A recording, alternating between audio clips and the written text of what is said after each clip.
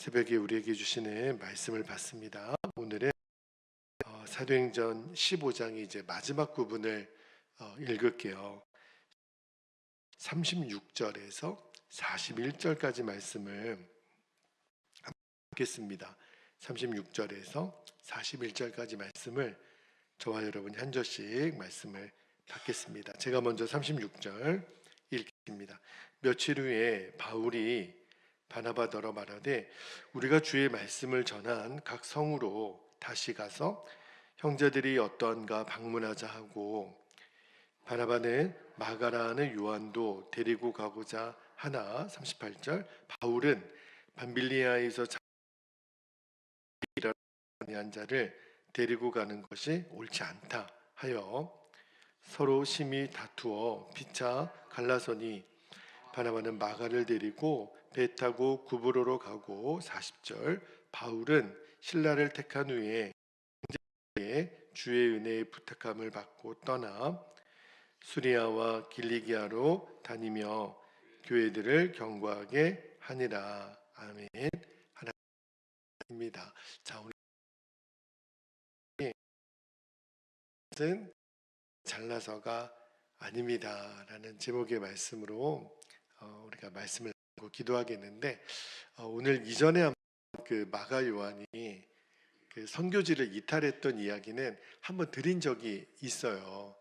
근데 오늘 그 일로 인해서 그 바나바하고 바울이 다투는 장면이 나와요. 39절 중간에 보면 서로 심히 다투어 피차 갈라서니, 누가 싸웠냐면 바나바가 싸웠는데, 자, 그 위대한 지도자들도 싸우는 일이 있네요. 그죠? 근데 그 싸움의 원인이 그 바나바의 조카 마가 요한 때문에 그래요. 여기 36절을 한번 볼게요. 36절에 바울이 이제 우리가 이제 2차 전도 여행을 위하여 바나바에게 이렇게 얘기하죠. 36절에 보니까 며칠 후에 바울이 바나바더러 말하되 우리가 주의 말씀을 전한 각 성으로 다시 가서 형제들이 어떠한가 방문하자 하고. 그래서 이제 전도 여행, 그러니까 바나바가 바울에게 뭐라고 얘기하냐면 건의를 하나 하는 거예요. 아, 그러십니까? 37절에 바나바는 마가라는 요한도 데리고 가고자 하나. 그러면 바울 사도 그 마가 요한 조카죠. 바나바에게 있어서는 데리고 가다 이렇게 제안을 하니까 그 의견에 바울이 나중에 쌍욕을 들고 절대 안 된다는 거예요. 그럼 뭐라고 얘기했냐면 38절에 볼게요. 바울은 밤빌리아에서 자기들을 떠나, 누가요? 마가 요한이 함께 일하러 가지 아니한 자를 데리고 가는 것이 옳지 않다. 이렇게 자기 마음대로 선교지를 떠난 사람 데리고 갈 수 없습니다. 이게 이제 바울이 거절했던 이유인데, 잠깐 그 옛날 이야기를 드리면, 전도 여행 중에 그 밤빌리아에서 진짜 마가 요한이 떠나요. 성경은 구체적으로 그 이유는 이야기하지는 않지만, 제가 그때도 어떤 말씀을 드렸냐면, 이제 그 전도팀의 대장이 삼촌 바나바가 아니라 바울로 바뀌어요. 그러니까 거기에 좀 마음이 상했을 수도 있고, 또 전도 여행이 늘 매맞고 굶고 힘든 일정이 뻔하거든요. 그래서 아마 떠났을 것이다. 그 두 가지 추측을 말씀을 드렸는데, 어쨌든 함께 이렇게 전도 여행을 떠났는데 자기 마음대로 나는 집으로 가겠다고 그러면 전체적으로 그 전도팀의 사기가 확 떨어질 거 아니에요. 그리고 마가 요한은, 야, 사람이 어떻게 무책임하냐, 함께 팀원이 됐으면 끝까지 가야지, 아유 저 믿을 수 없는 사람이네, 아마 이런 낙인이 찍히지 않았을까 싶어요. 그러니까 이제 바울 입장에서는 저런 사람 또 우리 전도 여행에 데려갈 수 없다. 왜냐하면 지난번처럼 또 나자빠지면 어떻게 해요? 나 못 가겠다고.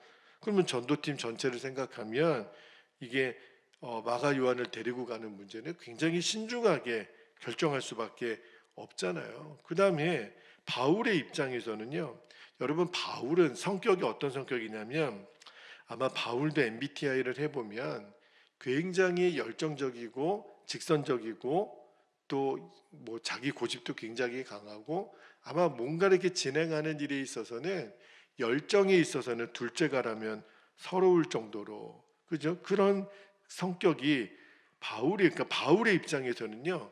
이 마가 요한이 이 전도 여행 중에 떠났다라고 하는 것은 이해가 안 돼요. 왜냐하면 바울은 목숨을 바쳐서라도 어떤 일이 있더라도 정말 복음을 전하는 일에 너무너무 사명감이 강했던 바울의 입장에서 보면 그 마가 요한은 어떤 사람이에요? 아주 그냥 정신력 약한 사람. 사람이 이렇게 약해서야 어디 쓰겠나. 그러니까 바나바에게 이 사람을 데려갈 수 없습니다. 이렇게 이제 강하게 이야기하는 바람에 바울과 바나바가 싸웠다는 거예요. 자, 그런데 이제 바나바 입장을 한번 볼게요. 바나바는 왜 그러면 마가 요한을 다시 전도 여행에 데리고 가고자 했을까? 혹자는 이야기하기를 아유 그래도 조카니까 그렇게 삼촌으로 데리고 가지 않았겠나. 근데 우리가 성경을 읽어보면 바나바의 성품을 생각해 보면 팔이 안으로 굽는다는 식으로 바나바는 결정을 하지 않았을 거예요. 그럼에도 막 바울이 막 이렇게 반대를 하는데도 왜 바나바는 마가 요한을 데리고 가자고 했을까? 이유는 하나예요. 다시 한번 기회를 주자는 거예요. 사람이 연약할 수 있고 실수할 수도 있지 않습니까? 그러나 다시 한번 그에게 회복할 수 있는 기회를 줘야 되지 않습니까? 꼭 조카여서가 아니에요. 바나바는 성경을 잘 읽어보면 어떤 성품의 사람이냐면 바나바는 자기가 높임 받는 자리에 있지 않아도 돼요. 바나바의 늘 마음의 중심은 다른 사람을 세워주는 사람인 거예요. 비록 실수했고 넘어졌어도 그죠? 사실은 여러분 바나바의 이런 성품 때문에 진짜 귀한 일꾼이 된 사람이 사도 바울 자신이거든요. 그죠? 여러분 바울이 누구였어요? 바울이 사울이었을 때는 예수님 믿는 사람들 대적하고 그리고 잡아 죽이는 예수 믿는 사람들을 핍박했던 사람이 바로 바울이었잖아요. 얼마나 그 열심이 강했냐면 예루살렘에서 한 240km 떨어진 다메섹에 있는 사람들까지도 다 잡아다가 예루살렘에 끌고 오려고 갔던 사람. 그런데 그 다메섹 도상에서 누구를 만나요? 예수님을 만나요. 그리고 그가 인생이 완전히 뒤집어지죠. 그래서 핍박자 사울이 전도자 바울이 되잖아요. 자, 그런데 바울은 회심을 했지만 문제가 있는 거예요. 예루살렘에 있는 성도들과 또 사도들이 그의 회심을 믿지 않는 거예요. 야, 사울이 회심했다고? 그 예수 믿는 사람들 잡아 죽였던 그 사람이 예수님을 믿게 됐다고? 믿을 수 없다는 거예요. 만약에 그의 회심이 가장했거나 거짓이라면 오히려 그 바울 때문에 더 큰 위험을 당할 수도 있는 거 아니에요? 그래서 사울은 못 믿겠다. 상종할 수 없는 사람이라고 그랬을 때 그때 사울 편에 서서 아니다. 이 사람 회심했다. 내가 보증한다. 내가 이 사람 예수님 믿게 된 사람인 거를 내가 보장합니다. 그러니까 믿어줄 뿐만 아니라 예루살렘 교회 성도들에게도 하나가 될 수 있는 길을 열어준 사람이 바로 바나바예요. 그리고 나중에 이 바나바이 예수님 이름을 전할 때 성격적으로 너무 강한 거예요. 그러니까 이게 예수님 잡아 죽일 때도 열심히 있었지만 예수님을 믿을 때도 바울은 열심히 특심이었거든요. 그러니까 얼마나 예수님을 열심히 전했겠어요. 이게 물불을 안 가렸어요. 그런데 그 성품 자체는 귀한데 자꾸 사람들하고 부딪히는 거예요. 거칠고 과격하고. 그러니까 이 유대인들이랑 자꾸 이렇게 싸움이 일어나니까 결국 유대인들이 바울을 죽이려고 합니다. 그래서 나중에 할 수 없이 예루살렘 교회 지도자들이 바울도 죽겠고 이 일로 인해서 예루살렘 교회가 큰 어려움을 겪을 수 있겠다. 그래서 바울을 일단 어디로 보내냐면 그의 고향인 다소로 보내요. 아니면 더 큰 일이 일어날 것 같으니까. 그런데 바울이 그의 고향 다소에 있을 때도 그가 어, 외인으로 머물지 않고 다시 사역의 길을 갈 수 있도록 그 길을 열어준 사람도 바로 바나바예요. 그죠? 여러분, 안디옥의 복음이 전해지고 수많은 이방인들이 예수였다는 소리를 듣고 예루살렘 교회에서 이 바나바를 이 안디옥으로 보내잖아요. 그러니까 사도행전 11장 20면 바나바가 어떤 사람이었는지를 이렇게 얘기를 해요. 자, 사도행전 11장 24절을 한번 볼게요. 바나바는 착한 사람이요 성령과 믿음이 충만한 사람이라 이에 큰 무리가 주께 더하여 지더라. 그러니까 바나바는 굉장히 담임 목사님으로 사역하기에 정말 준비된 그릇이에요. 그러니까 열심히 사역을 해가지고 이 안디옥 교회가 안정적으로 부흥을 했단 말입니다. 근데 그때 바나바가 다소에 있는 바울을 찾아가요. 그리고 바울이시여 나와 함께 사역을 합시다. 그래서 이제 예루살렘 안디옥 교회에 지금으로 치면 한 부목사님 정도 되는 사역자가 됩니다. 그래서 이제 안디옥 교회가 부흥하게 되고 최초로 그리스도인이라는 이름을 얻게 되죠. 자, 우리가 이 줄거리는 쭉 지금까지 봤어요. 그리고 이제 성령의 인도하심을 따라서 안디옥 교회에서 이 바울과 바나바를 선교사로 파송하잖아요. 그때 처음 전도팀의 리더가 바나바였다고요. 그런데 이 바울이 열정도 뜨겁고 추진력도 강해서 특히 여러분 그때 기억나죠? 구브로 섬에서 그 마술사 엘루마랑 또 한판 붙잖아요.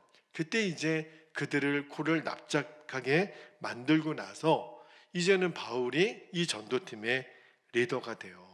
바나바에서 바울로 리더십이 바뀌죠. 그때 그래서 아마 삼촌 바나바가 팀장이 돼야 되는데 바울이 되는 것 때문에 마음이 상해서 그 전도팀을 떠났을 수도 있겠다. 그 이야기를 좀 드렸는데 자 어쨌든 마가 요한이 이 전도팀에서 빠졌어도 그 일을 제외하고는 이 1차 전도 여행이 은혜 가운데 잘 마무리됩니다. 물론 이 바울과 바나바 일행에 엄청나게 핍박이 있었죠.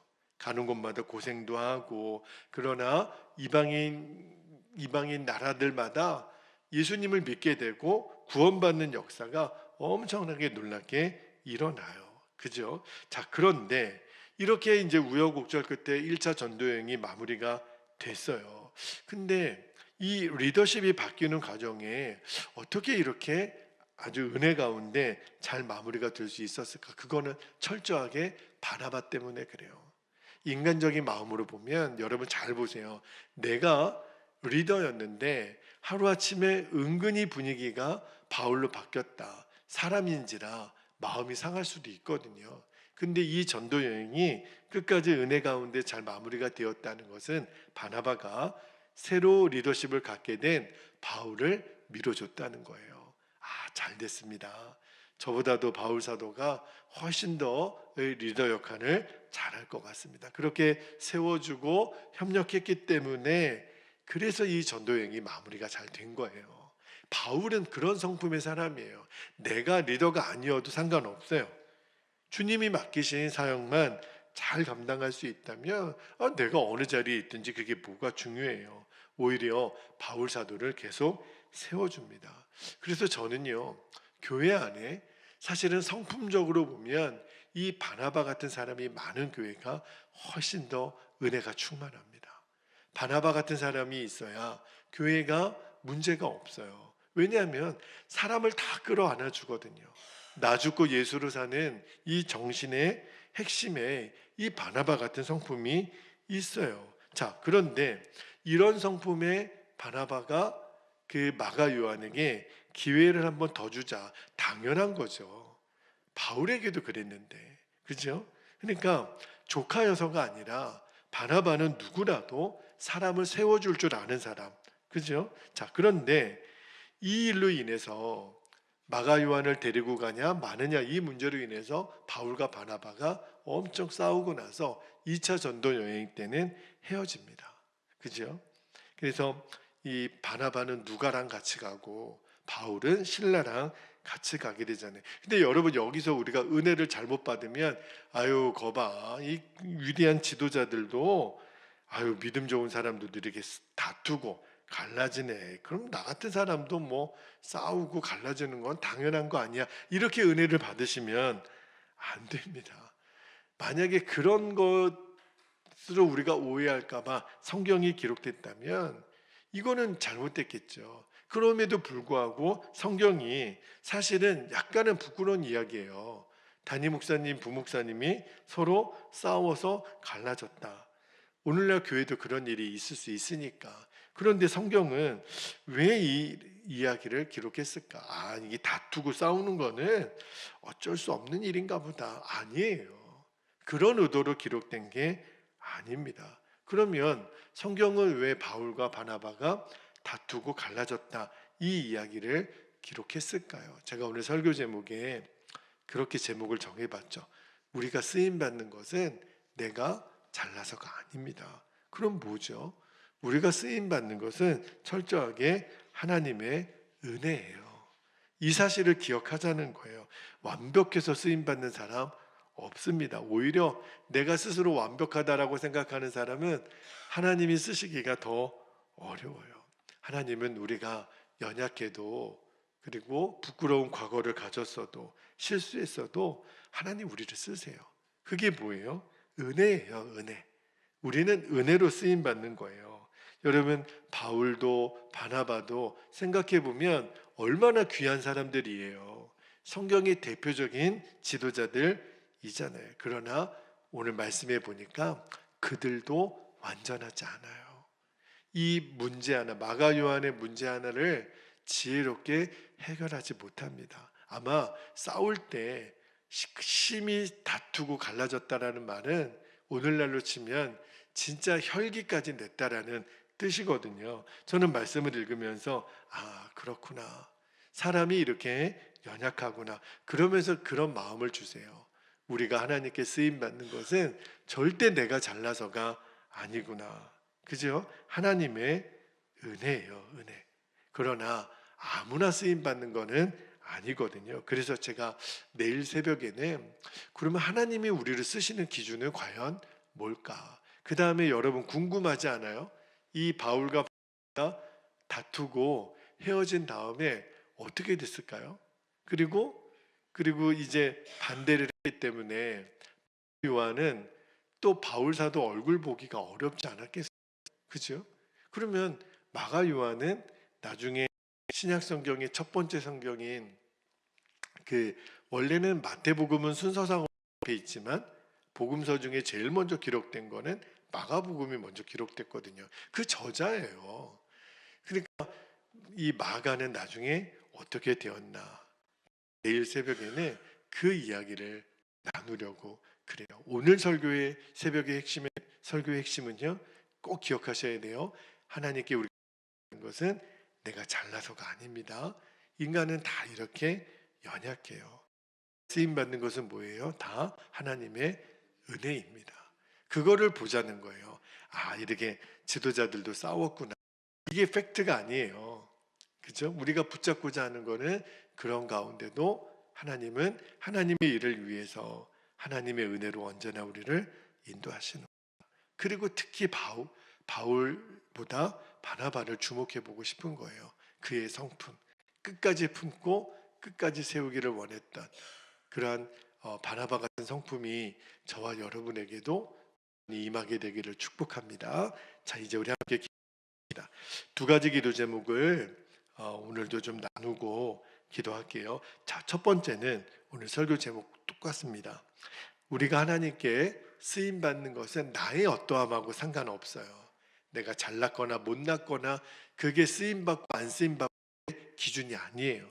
우리가 쓰임 받는 것은 오직 하나님의 은혜라는 것을 알게 하옵소서. 두 번째는요, 우리 교회 안에 저는 바나바 같이 끝까지 기다려주고 세워주고 격려하고 품어주는 리더들이 세워지게 하옵소서.